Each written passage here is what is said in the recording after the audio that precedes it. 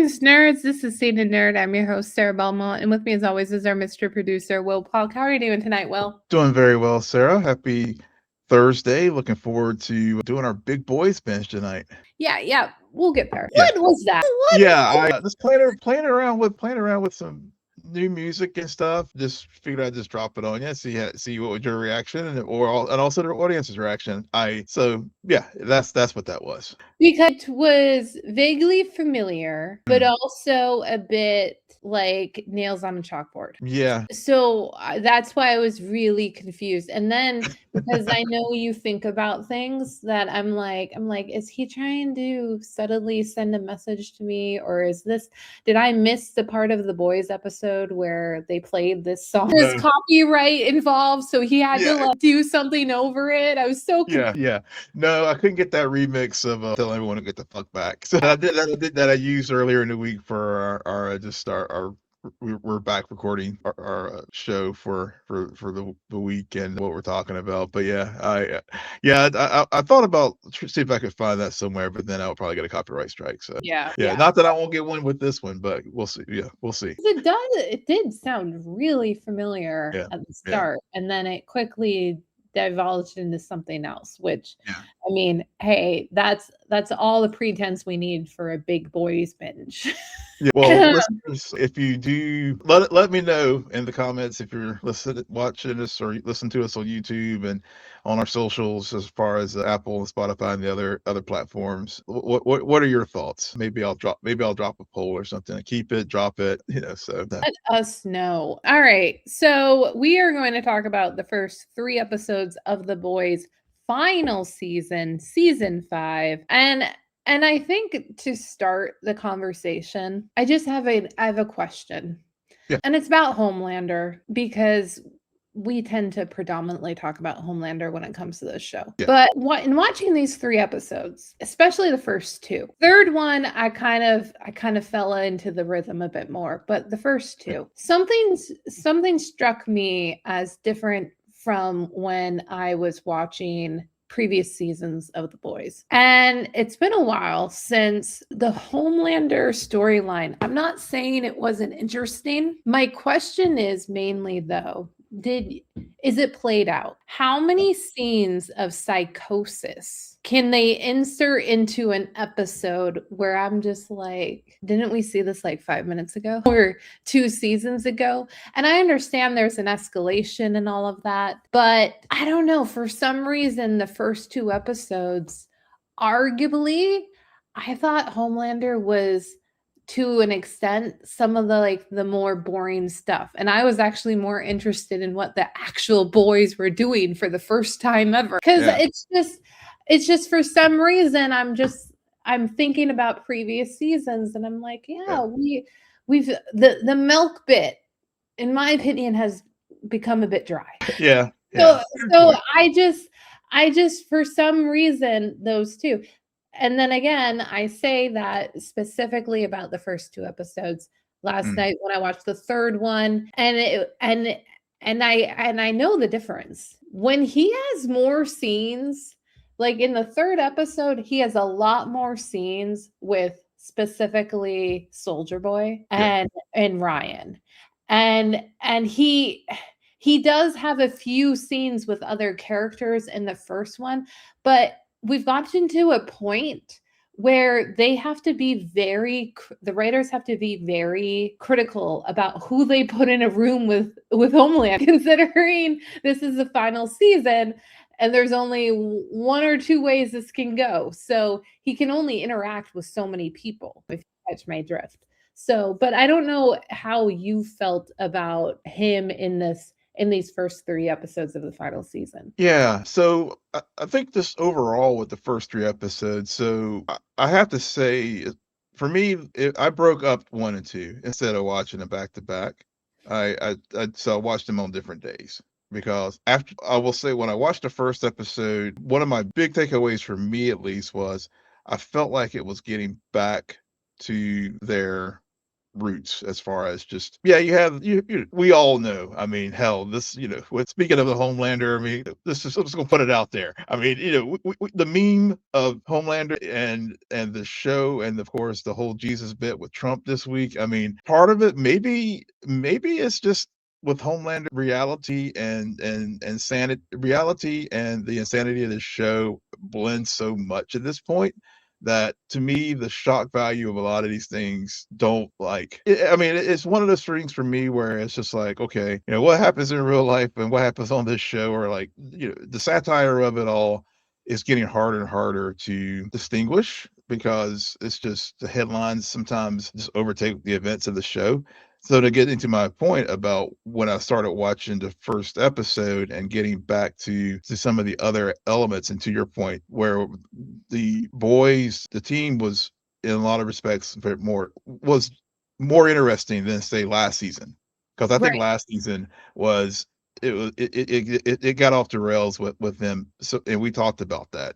Yeah, I yeah. felt, yeah, I think these episodes really got back to really focusing more on the character aspects and and the arcs of these characters and things, because it is the final season and we only have 8 episodes this season. We're not going to waste time with just dilly-dallying around about we're getting these characters to where they need to be, so that when this series ends, whoever's left alive at that point, we have we have finalized their story. And like, for example, even looking about thinking about this third episode this week with Kamiko Well, can and I Frenchie. just touch on something you've brought up before we get into like Yeah. those characters specifically? Because I completely agree with you.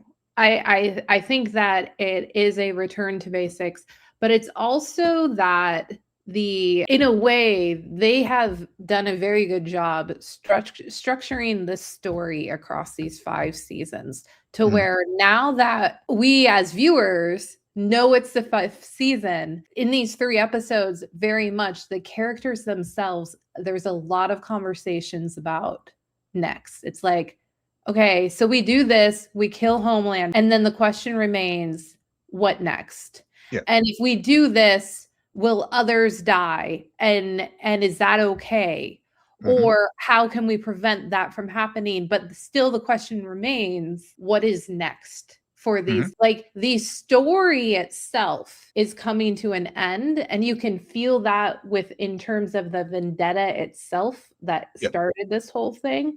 Yep. So I really appreciate that, because that just tells me that there's an awareness and there's a purpose to how this season will play out. And before we get into the boys, I do also want to go back to what you were talking about in terms of like the satire of Homelander, because I agree with you. I don't think it's hard to distinguish.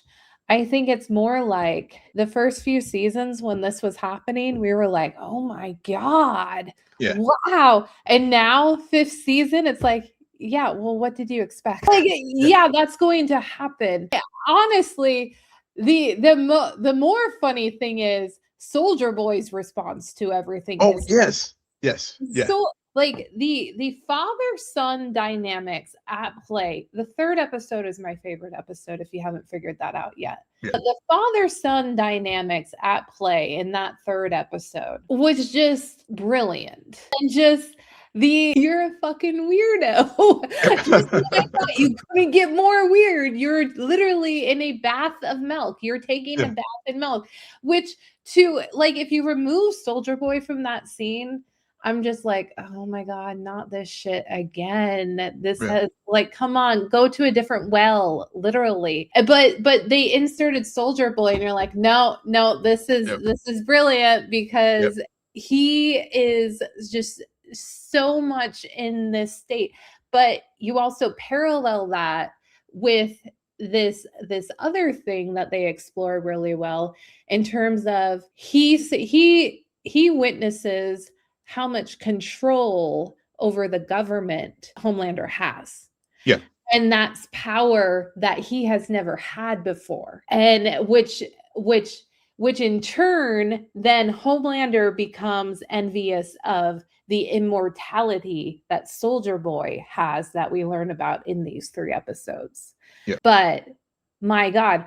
And to push it one step further, because you also brought up like somewhat of the spectacle, and the two most compelling moments in these 3 episodes for me is the ending fight scene, if you want to call it that, between Homelander and Ryan, 3rd episode, and the ending fight scene between Homelander and A-Train in the 1st episode. Like, and I'm like, we've seen so many people die throughout these 5 seasons. Why do these 2 moments stick out? And I know Ryan's still alive. He wasn't, he's not completely dead. No.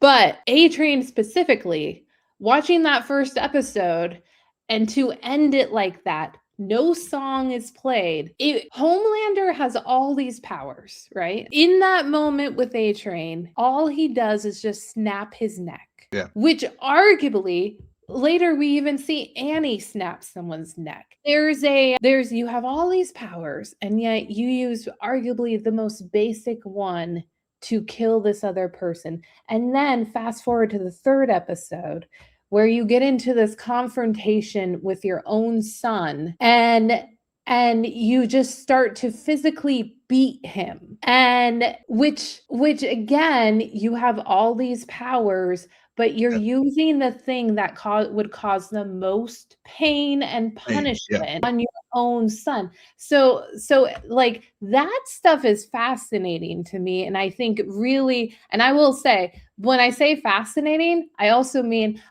there were parts I couldn't watch the full scene because the idea of a stronger man beating a little boy, and I know he's grown up, but I'm like, I don't like this. That I think you hit the nail on the head with that. With your point about these are superpowered beings, but doing it in the most vicious way and to inflict pain, and and so I think that's what makes it so resonant as far as like the viciousness of Homelander, but also to your point too with Annie, and as far as with these the duality with both the boys and the Seven and Homelander in particular, where each step with these 3 episodes, we see him becoming less and less attached to his humanity. Who? So that Homelander. When was he attached to his humanity? I think that's why at the end of the 3rd episode, why it just hits so much harder. Pardon, no pun intended. But whenever there were moments where with Ryan, he always kept himself in check. Where because look at how he would like treat, say, Firecracker or some other characters, whether maybe not kill them, but he's just very dismissive of them and their feelings, or how he treats the Deep, versus Ryan, who's the one person he does have some in Homelander's warped sense of empathy he had for him. Well, it's his son. It's very similar to what's been drawn out with his relationship with Soldier Boy, because in the 2nd episode, he literally sends Soldier Boy on a suicide mission. But it's warped because it's also, I'm in need of love and attention, like unwavering love and attention. I can only get that from family. So I'm going to wake up my father and then immediately send him on a suicide. I'm going to have this confrontation with my son, and who's going to attack me. And even though I'm stronger than him, I'm so angry and upset. And this is probably why that scene works the way it does, is because child abuse occurs in everyday life. And that literally is what we were witnessing, because Ryan was being punished for acting out against his father. And instead of like lasering him or doing something with any of these spectacle powers, he literally is just like fist to face. Which is interesting too, because it truly is that fatherhood as control and not love in that respect. But also, thinking back to the earlier episode when Butcher, I think it was episode 1, when Butcher goes to see his old man. I think is it 2? Continue and I'll figure it out. But I go back and look at the notes. But my point is, you're right. Yeah, but but that same, we know that Butcher was abused as a child and with his brother, and so and how and how's that, how has that abuse ended up shaping Butcher and how how he reacts to things and stuff. So that cycle of generational abuse and control. So it's just so while Homelander is trying to, is trying to shape Ryan into him as far as being a little mini Homelander, this might be the only way he knows how to do it, rightly or wrongly. Well, I don't think, because Ryan got away, right? Yeah. Yeah. And he was on the run, and like that relationship, I don't see this scene being about trying to shape him. I think No, no. it's more about this juxtaposition or this issue that Homelander continues to have, no matter how powerful he is, no matter how much, like, he will never experience the love of his parents. And in the same token, as he's figured out over the few seasons with Ryan, he will never be loved as a father. As Ryan confronts him and calls him out and says, you raped my mom. Like, I am not the product of a loving relationship. Now, Right. at the same time, I could understand, and I know this is a stretch because I'm going to say the unspeakable. I can understand from Homelander's perspective how he probably doesn't view it as rape, because he does not, because she probably did say yes. And he wasn't thinking, oh, she's only saying yes because it's either that or I kill her. So, like to him, consent was given. Right. So Well, yeah. yeah. So, Yeah. but it's knowing that Ryan has that different version, and that because he views it in that other context, he's realized he will always be the villain in Ryan's story. Yeah. Yeah, I agree. I mean, yeah, I completely agree. Yeah, and yeah, he is the villain in Ryan's story. I mean, and to your point about the assault on Ryan's mother, yeah, it wasn't, again, it's his desire for control. I mean, that's essentially what this is. So, and he's always seeking that, and going back to Ryan, and even at this point, he's probably at his most dominant. The cracks are there, because he's seeking that validation from Ryan, and then when Ryan, like you said, threw it back in his face about what he is, who he really is, when it shattered him, because he's just he again, like we've seen throughout these episodes, every time something happens to people he quote unquote loves, they die, or things happen to them, and he's like, well, why did why, and he's just he just doesn't realize that it's his actions that are causing these things, but again, he's blaming everybody else for his failures. Right. And it's also, to an extent, to go back to Butcher, I mean, they very purposely had that scene of him killing his father. And we're also confronted with Maverick, Translucent's son. Yeah.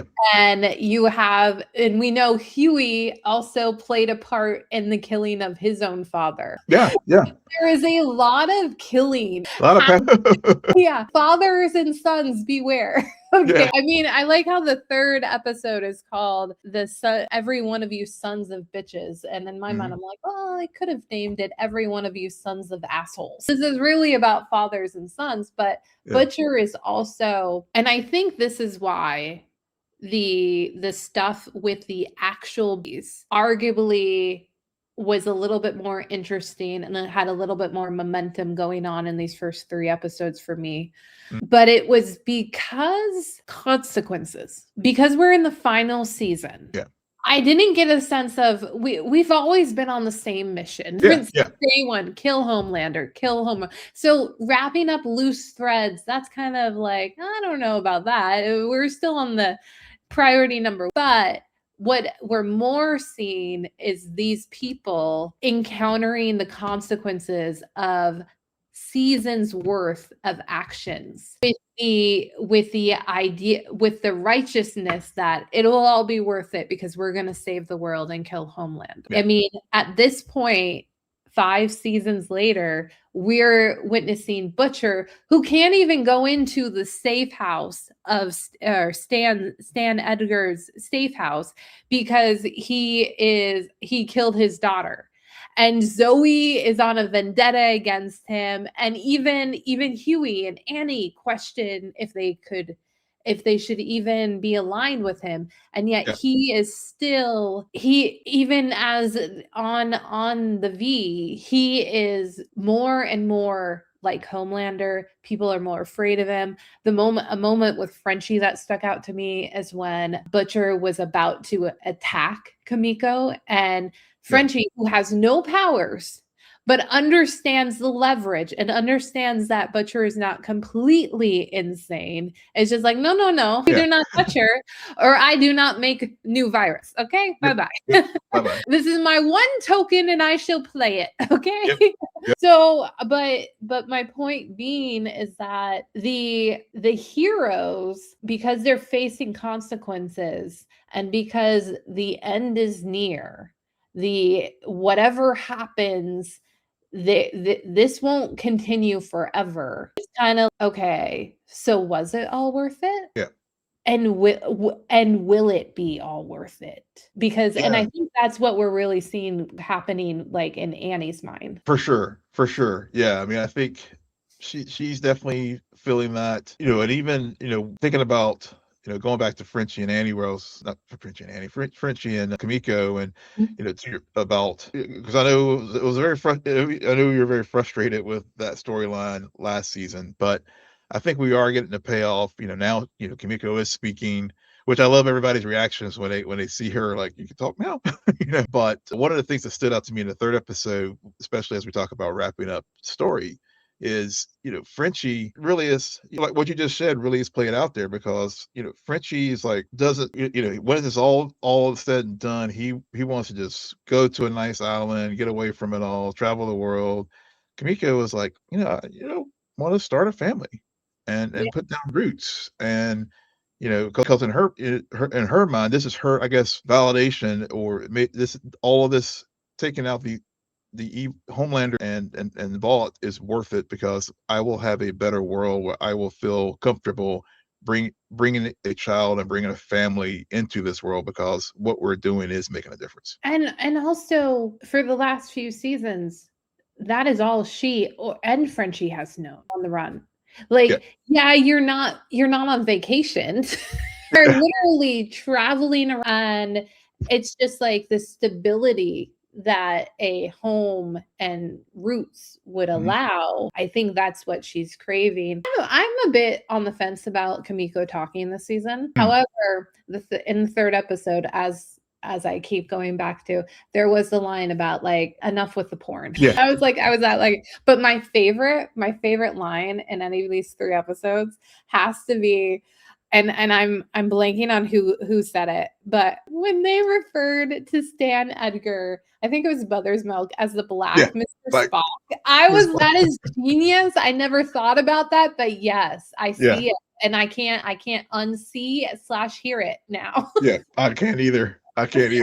Yeah, that was very good. The whole scene between Mother's Milk and Stan too, again, was another scene that stood out to me in the 3rd episode. With, you have 2 African American males, and you have Stan. We learned about Mother's Milk's father being an advocate and fighting for civil rights and stuff, and then they're having their back and forth, and Stan's just basically like, your dad spent all these hours and stuff, fighting these cases and keeping lawyers busy and da da da da da. But Mother's Milk was like, well, again, to my earlier point about, is this worth it? He thinks this, this is everybody has their motivations, and so for Mother's Milk to continue this fight, he does want to take down the evil corporation, and Stan's over there already, like, his means to an end here is getting rid of Homelander and helping them do this is not because of any altruistic thing. He's just trying to, like,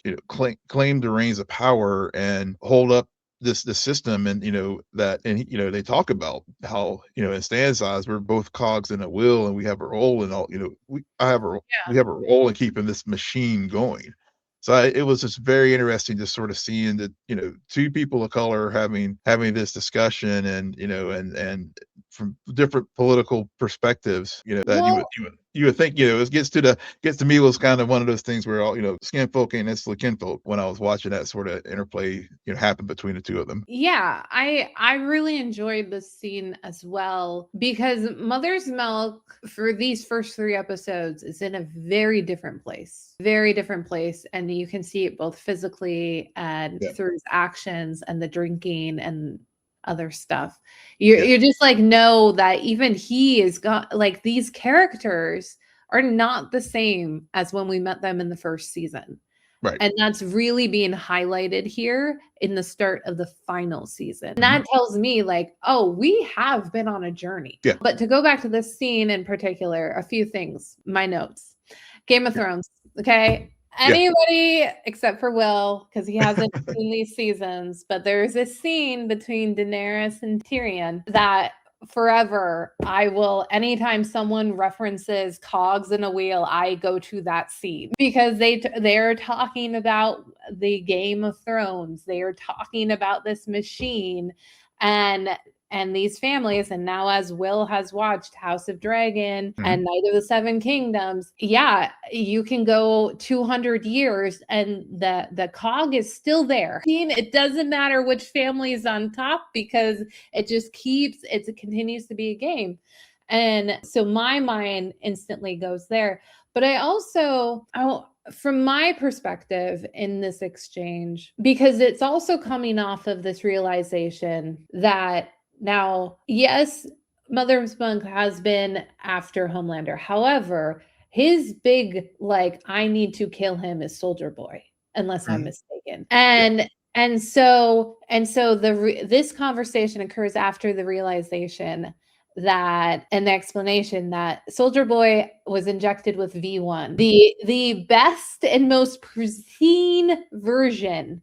And no, it does not transfer to your children. So you embryos are fucked. Like, it's a supreme DNA version for a superhero to have. It basically allows for immortality. And so that idea, like, I've been after this person who you're now telling me I cannot kill. And then Stan needs to do another one-up and be like, even if you kill him, Vought still will live. And so it doesn't matter which one of these soups, and that you take out, Vought continues to live. Now, then again, and he does even say this, like, even if you take out all the soups with this virus, good and bad, the corporation is still a corporation. Essentially saying our economy is what makes the world a horrible place. It was a pretty blister critique of capitalism. Capitalism is what makes the world go round, yet also go to hell. Just product. At the end of the day. Just a product, which goes back to season 1, I think. Product. It goes back to season 1. We see it in Gen V for those 2 seasons. But there was that scene. We haven't talked a lot about Annie and Huey. I do want to say, I guess for me, their relationship kind of slows things down. It does. It does. And I'm like, no, why? Like, everyone else is moving and grooving to an extent, but I feel like we've seen this tango before. But I did like it in the episode 3, when not only she snaps the neck, but then it's kind of like, when Huey, when you're here with me, I do the most horrible things because I need to protect you. So you're not making this situation any easier for me by you make it worse. And then the question is, well, then why did he help break him out of the freedom camps? You needed Frenchie. You needed Frenchie.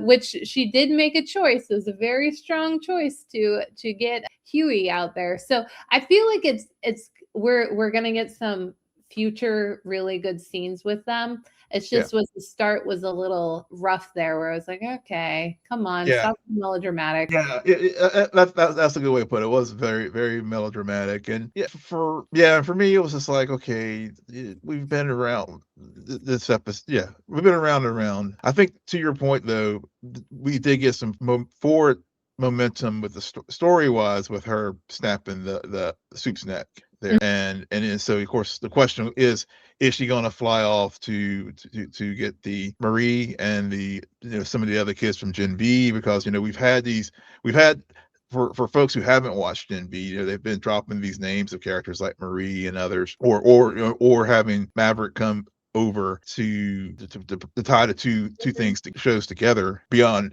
but so is she going off to do that, or is she just or is she going back to what some of the things that she was really struggling with before, as far as when they were talking about breaking Huey out of the prison to begin with, where maybe the safest place for him is to be is to be there, not or us to be apart, basically, because at that point, since she has that strong protective streak for him, she will literally kill for him. But to that point, though, We'll kill for each other, but at Yeah. the end of the day, Annie clearly made a choice in the first episode. Like, to me, it's Homelander over even my own life and even over yours. Yeah. Yeah. So, and I think she's still trying to reconcile that with herself, because the closer you get to actually killing, like executing that, knowing your own life is at a risk, are you really willing to give that up? And or maybe she's also trying to put a distance, because she knows, like, by sacrificing herself, Huey's left alone. Yeah. So, like, I think, there's a lot. Now, will they explore all that? We have yet to see, but they got 5 episodes. We got 5 to go. I am so glad I did not watch, like, really any previews, any trailers for this final season. I already knew we were going to watch it, because I was totally caught off guard when I saw Oh Father. Is that? And then I was like, yeah, that is. Yep. He's just having the time of his life. He's like, I'm like, man, you take the man out of Hamilton, you just goes right back in soup form. It was so good. I love seeing him. I love that he's married to Ashley, who's also the vice president, and also is seen talking to the back of her head with everything. Firecracker. Okay, so to go back to the third episode. Yeah. There was, or maybe this happened in the second episode, Stormfront. Did you catch this little something that happens when it's brought up that Stormfront, who Soldier Boy would have known as Liberty, that she also had V1, and I'm pretty sure even Homelander clocked it, like the reaction to that name, Liberty, or her, I think they used her actual name in that instance, to Soldier Boy. Like, they clearly hooked up. So fast forward to the scene where Firecracker and Soldier Boy are in bed together, and Firecracker admits, yeah, I've never actually slept with your son. Like, yeah, but he has definitely slept with someone you have slept with. I don't think we're out of this. But that scene is probably one of my favorite scenes from Firecracker, because she admits to never sleeping to Soldier Boy, but she also kind of explains to him his own relationship to his son, because for an entire episode, it's just like, you are the weirdest fucking person on the planet, and yet and I think it's also him processing the fact that his own son sent him on that suicide mission, and then reconciling that with, like, oh, he doesn't care about me. Oh no, actually he cares a lot about you. But he's all screwed up, and so I just, that it was a really interesting moment, because Firecracker, we haven't been able to see a lot more of her actually understanding what's really going on. Yeah, if that makes sense. Yeah, I think it's, again, try not to like do too many parallels to the real world, but I mean, it is sort of like in the what we're seeing happen in the manga movement here with I think the analog for me for Firecracker is Marjorie Taylor Greene and her separation from Trump. And I see Firecracker in that somewhat in that role where she was a true believer, and was doing the thing as far as being a messenger and all that kind of stuff. And and then she, all these soups in Vought all want power and their various motivations for climbing the corporate ladder. But I think Firecracker is starting to see the realization that, again, she's not going to get what she wants. And Homelander is just basically like, like I said earlier, just treats her like dirt. Especially now that her usefulness is no longer there for him because she can't produce all the breast milk for him. So he's used her up and he's just spit her out.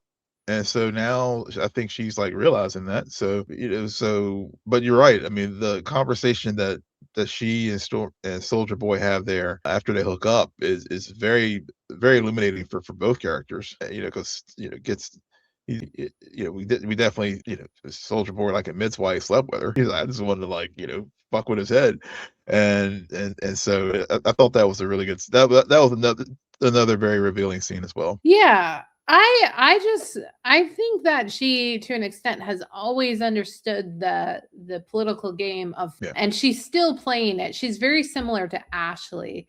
For me, the scene stood out because we've had this scene is the only scene I recall where she isn't doing the satire bit. She isn't playing that part of Vought. She's actually in that moment just saying, soup to soup, person to person, this is actually how your son views you, and this is how your son views me, and this is the reality of who we are, not as soups, but as quote unquote people. If you could qualify Homelander as a person. I don't know. It's still debate. But one thing too about this dynamic that Soldier Boy and Liberty and Homeland, as far as this triangle, Soldier Boy still does not know that she was a Nazi, when they hooked up, because because Stormfront was of course he knows her by Liberty, and of course Liberty was Vought, the OG Vought. It was his wife. Right. Yeah. So Homelander, of course, he did discover that she, who she really is, and it was kind of repulsed by it, which was very interesting but ironically, he was trying to, he was hopeful that Ryan was going to do the equivalent of the Hitler Youth, with as far as being a messenger for the young people to create the legions of young soups to take on the Starlighters of the world. So to me, that was just another, just a very interesting thing with the dynamic there, given what Homelander knows truly about Stormfront and what Soldier did. Yeah. And especially given that this is setting up for the, of course, the spinoff show that they're going to have with Soldier Boy, Liberty, as well. So yeah, exactly. That's what I was gonna mention, is that that all plays into that. I mean, we've been so positive, so of course I need to bring up the negative. Like everything that we've been talking about thus far, brilliant, makes a lot of sense. Now, as we talk about, clear setup for the spinoff episode, and then also to what you brought up earlier with the Gen V of it all is characters we mentioned, have they been renewed for a season 3? No, they have not. I don't think if we are to get a season 3 of Gen V, the renewal won't come until after the end of season 5, and I think they're doing that on purpose. Because in a shared universe, it's really easy to lose stakes when you have characters out of here. So that's my thoughts on that. But at the same time, something that I just bothered me, especially in the first 2 episodes, was all of the freaking exposition. I felt like in the second episode, we were explained what V1 was at least 5 times. And I'm like, I get it. Why? Because it felt like that because we had to go through different scenes of different characters learning about it. And it it kind of it carried on a bit, and I was like, okay. Yeah. So Well, V. Yeah, I agree with you. Well, but the V is always the MacGuffin each season because the first. Every season we get some. We the first few couple we learned that soups aren't born; they were manufactured with the V. Then we had Huey and Butcher doing a temp V for what was that season 3? Yeah, and then of course then Butcher saw the. Then we learn about the virus, in Gen V, and carried over to season 4. So now we got the OGV. So I think that's just a big MacGuffin for that's there that they need to but to your point though, it does lead to a lot of exposition. It leads to a lot of exposition. First episode, it wasn't really exposition, but we had to do all the check-ins with where people were and what was happening and a reminder of what has happened.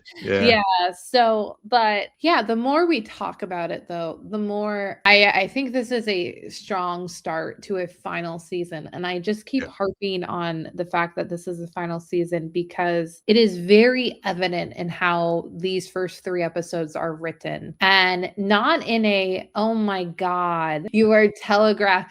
It's not in an annoying way. It's in a very much like, okay, this is nuanced. It feels as though things are being brought up not just for the sake of it, but because things have built up to this moment. And now is the time when consequences will be faced for both the bad characters and the good characters. Because at the end of this chapter, like, this is it. And what does that mean? And so it's a very interesting way to set up a final season that I haven't seen in a long time. Yeah. Or has it resonated quite like this in a while? Yeah, I agree. I mean, I think the writers' room definitely, as we talked about before, knew they understood the assignment. They definitely, I mean, granted, we still have 5 episodes and it can completely go off the rails. And even another meta thing about this show, whenever Butcher and the Worm were talking, because Butcher, the Worm was like was a former writer, and he had the meta comment about finales not like being satisfied. Yeah, and you know what? I don't think I've ever really made this comment before, and I don't know why I haven't thought about it before, because we all know Kripke is the man behind Supernatural. Yep. Supernatural, yes, it has a shit ton of episodes, but they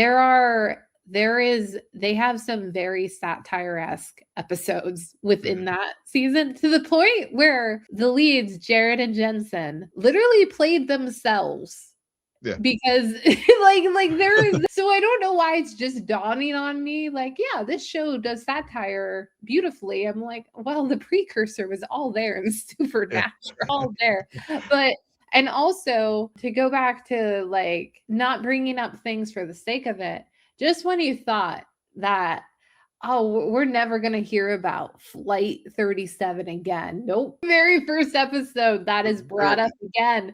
Because it's interesting, the more I think about that moment, I remember talking with you about the first season and that episode occurring and us just being like, wow, this is different.